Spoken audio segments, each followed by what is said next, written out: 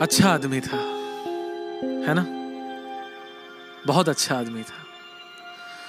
ये बात तुमने कह दी यकीन से या अंदाजे पर? अब कुछ ना कुछ तो कहना बनता था ना उसके जनाजे पर। नहीं कहते तो जमाने को तुम्हारी अच्छाई पर शक हो जाता, और अगर वो सुनता ना तो खुशी के मारे पागल बेशक हो जाता। खैर ये बताओ कि अच्छा ही था तो अच्छेपन का हिसाब क्यों नहीं दिया? हफ्ते भर से कुछ पूछ तो रहा था ना वो, कभी सवालों का जवाब क्यों नहीं दिया? वो जब पूछता कि मेरी जिंदगी में गमों के सिवा कुछ बाकी रहेगा या नहीं, और तुम हंसकर कह देते कि यार तू इसके सिवा कुछ और कहेगा या नहीं। काश के हंसी ठहाके के इस सिलसिले को तोड़कर देखा होता। काश के जितने बार उसे अलविदा कहा उसी रास्ते पर रुक कर पीछे मुड़कर देखा होता तो जानते कि तुमसे मिलने के बाद वो कभी घर नहीं गया था। उसके चेहरे से नाराजगी का असर नहीं गया था। वहीं पेड़ के सहारे सड़क के किनारे बैठ जाया करता था, आते जाते मुसाफिरों से रूठ जाया करता था। तुम जानते थे ना कि वो हम सब से कुछ दिनों से बड़ा अलग अलग सा, दूर सा रहता था। पर क्या ये जानते हो कि अकेले पलंग पे लेटा अपने घर में पंखों दीवारों को घूरता रहता था? कहा तो था उसने कि मिलो, मुलाकातें करनी है, जो किसी और से नहीं कहीं वो तुमसे बातें करनी है। और तुम ऐसे में जिंदगी कैसे जीनी चाहिए ऐसी बातें फर्जी भेजकर, दो चार चुटकुलों के साथ हंसी वाला इमोजी भेजकर तुम्हें लगता था कि वो संभल जाएगा। संभला नहीं तो क्या हुआ, अच्छा आदमी है, समझ जाएगा। पर वो तुम्हारी चीजों को पढ़कर सोचता था कि एक मेरे पास ही हंसने की हसरत क्यों नहीं है, एक जिंदगी में मेरे सिवा ही किसी को मेरी जरूरत क्यों नहीं है? जरूरत है।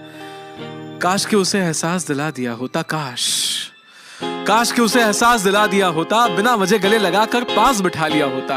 काश के जानते कि हर रोज वो जानबूझकर बिना कुछ खाए बेहोश कैसे हो जाता था। काश के समझते कि वो बोलते बोलते खामोश कैसे हो जाता था। काश के उसके लिए ही उससे लड़ लिया होता, उसकी घर की दीवारों से ज्यादा उसकी उस डायरी को पढ़ लिया होता तो जानते कि उसके आंखों में कोई सपना नहीं था।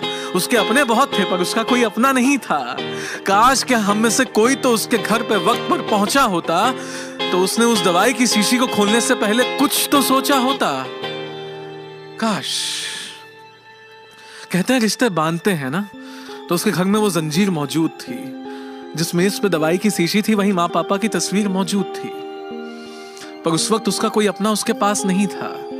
दिल का हर एक दोस्त था तो सही, पर दिल के खास नहीं था। इस बार उसने जिंदगी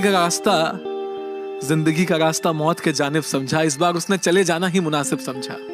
जाते जाते जिंदगी से सीखता गया वो, अपने आखिरी खत में लिखता गया वो कि मेरी मन मर्जी है कि मेरे दोस्तों को इसमें शामिल मत करना, वहां जाकर परेशान हो जाऊं, इतना काबिल मत करना। और तुम्हें जब जिंदगी बेसब्र मिली, तुम्हें उसके जाने की खबर मिली, तब एहसास हुआ कि वो सच कहता था, कितना सच्चा था। और आज सफेद लिबास पहनकर दुनिया को यह बताने आए हो कि वो कितना अच्छा था। अपने आप को दोस्ती का खुदा, रहनुमा, फरिश्ता सबसे जुदा कहने आए हो। जब तक वो था तब तक तो मिले नहीं, आज आखिरी अलविदा कहने आए हो। खैर, जब वक्त की परतों से लम्हों की धूल हटाओगे, जब उसके कब्र पे फूल चढ़ाने जाओगे, तो थोड़ी सी बेअदब सी, अजब सी लेकिन नाराज आएगी। उसकी आखिरी मिट्टी से वो एक आखिरी आवाज आएगी। आवाज कहेगी कि ऐसे कई मंजर के गवाह हम सभी खुद हैं। मुझ जैसे कई अच्छे लोग आज भी तुम्हारी महफिल में मौजूद हैं। तो अगली बार मेरे जैसा कोई दिख जाए तो उससे बातें करना, मुलाकातें करना, उसका दिल रख लेना, उसके घर जाकर उसे तोहफे देना और उस दवाई की शीशी को खिड़की के बाहर फेंक देना। तब शायद वो जिंदगी जीने का हौसला कर सके, तब शायद वो खुश रहने का फैसला कर सके, तब शायद तुमसे नेकी का काम हो जाए, उसकी दोस्तों की पहली लिस्ट में तुम्हारा नाम हो जाए। ये बातें हम सब जानते हैं, सबको पता है। बस आज कहना लाजमी था ताकि तुम्हें किसी के घर जाकर सफेद लिबास पहनकर ये ना कहना पड़े कि वो